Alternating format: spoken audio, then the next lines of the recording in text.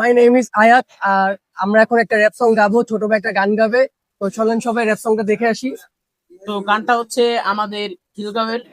তো আমরা গানের শেষ পার্ট থেকে শুরু করব। তো লেটস গো।